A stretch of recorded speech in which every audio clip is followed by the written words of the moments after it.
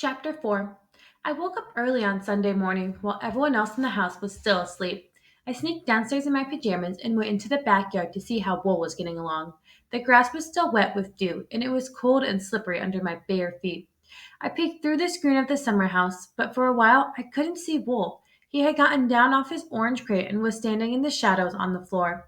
There wasn't a single gopher in sight, and I had an awful moment as I wondered if he had eaten the lot of them. Then I realized this was silly. There had been 30 gophers, and he was only one small owl. Wool didn't see me. He seemed fascinated by a pile of old sacks lying in the corner, and as I watched, he made a hop and a skip and a jump on top of the sacks. Then we both found out where the gophers were. I never saw so many gophers move so fast. They came shooting out from under the sacks like bullets, and they went crazily bouncing from side to side of the summer house, looking for some new place to hide. I guess what had happened, Wool had must have been feeling lonely, and so he decided to make friends with the gophers. But if Wool didn't know anything about gophers, and gophers knew all about owls, when he plopped down among them, they must have run for shelter and under those sacks as if the devil himself were after them. Now that Wool had accidentally, or was it on purpose, chased them out into the open again, they went mad. One big fellow came zooming against the wall, bounced off of it, and ran headlong into Wool. Wool jumped, fluffed up his feathers, and gave a little surprised hoot. The gopher probably thought that was his last moment had come. But anyway, he wasn't going to die like a coward, so he bit Wool on the leg. Wool exploded. One minute he was on the floor, the next he was clinging upside down to the screening at the top of the summer house. He was scared to death. I don't think anything in the world could have persuaded him to go back down there among those bouncing, biting gophers. I went into the summer house and untangled Wool from the screening and took him outside. He was so glad to see me that he started to hoot and couldn't stop. It was like hiccups. I couldn't put him back with the gophers, so I tucked him under my arm, tiptoed back into the house and upstairs to my room. My bedroom was on the third floor, right up under the roof. Nobody ever came up there except me and the maid, whose name was Ophelia. We often called her Ophi, who made my bed and tried to dust the room. I knew perfectly well Mother would never allow me to keep Will in the house, but I was pretty sure I could keep him locked in my room, and I could hide him under my bed when Ophi was due. Nobody would know. When I went downstairs for breakfast about an hour later, I left Wool sitting on the back of the chair, acting quite at home. I thought I closed the bedroom door tight, but the latch must have slipped. Dad and I had breakfast together, but Mother wasn't feeling well that day, so she decided to have hers in bed. After Ophi had brought me my porridge, she went into the kitchen and got a breakfast tray ready for Mother. Ophi was an odd sort of girl. She used to have queer dreams. She claimed she could see angels and things in her dreams. Sometimes she saw them when she was supposed to be wide awake. But she was a good cook, and so Dad and Mother never bothered much about these things she claimed she saw. Off he took the breakfast tray and started up the back stairs. These stairs were dark and spooky because there were no window openings on them. About halfway up the stairs, she met Wool on his way down. Off he gave a terrible yell and dropped the tray. Wool, who was still nervous after the trouble with the gophers, let out a hoot and tried to fly. He and Offie arrived at the bottom of the stairs together, all in one flapping lump. After my father had got her quieted, Offie went straight to her room and packed her bags. She marched out of the house without even saying goodbye to Will and me, and none of us ever saw her again. Dad was unhappy. After breakfast, he called me into his study for a talk. Billy, he said, if that owl ever comes into this house again, he goes into the roasting pan. And as for you, you'll be a licking you'll remember for a week. But my father never stayed mad for long. The very same afternoon, he got out his carpenter tools and he and I worked until supper time, making a special cage for Wool. It was a big cage, about 10 square feet, and covered all over with chicken wire. It was built around the stump of a dead tree which stood in the backyard, and on the side of the tree Dad nailed to the wooden box as a place where Wool could go to keep dry if it rained.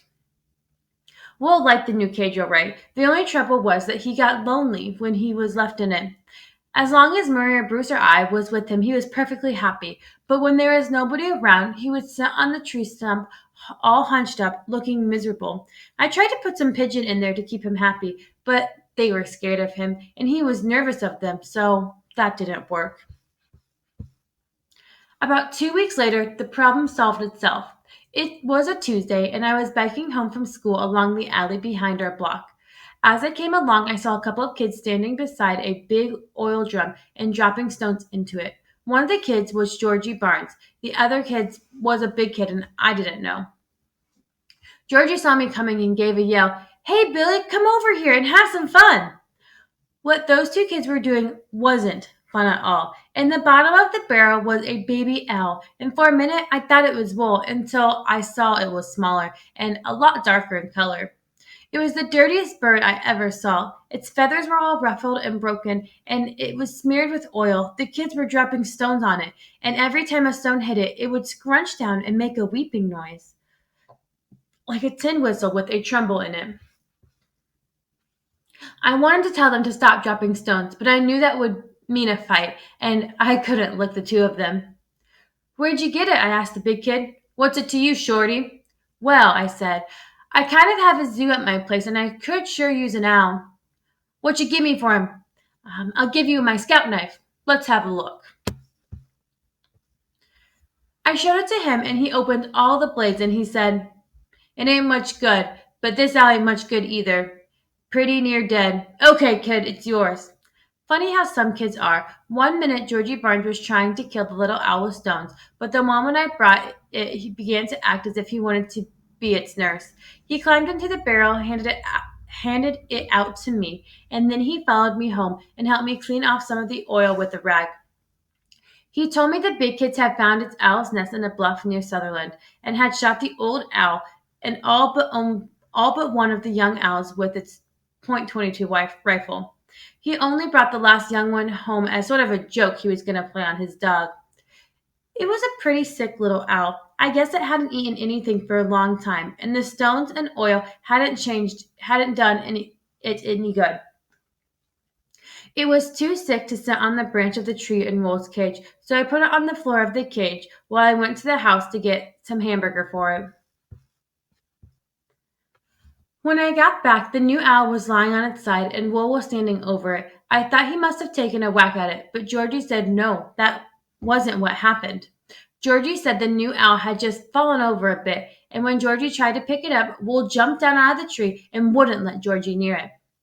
When I went to the cage and held some meat out toward the new owl, Wool hunched down, spread its wing, and hissed at me as if he were saying, "You leave that bird alone, or you'll have to deal with me." "Easy there," I told him. "Take it easy, Wool. This little fellow's hungry, and I'm just going to feed him."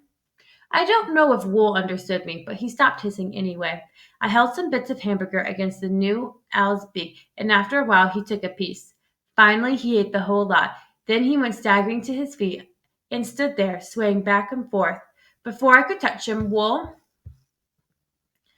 sidled over until the new owl was leaning right against him. Then the new bird closed its eyes and seemed to go to sleep. That's the way we left them. By the next morning, the new owl was up on the branch with Wool, and from that time on, Wool was never lonely. When Dad got home from the office that evening, I told him all about it. I told him the new one was called Weeps because of the weeping whistling noise he made all the time. "Two owls!" my father cried and banged his head against his forehead. "Now we'll never get a new maid. All right, Billy, but no more owls. You understand?" He didn't need to worry. Two owls was all I wanted anyway.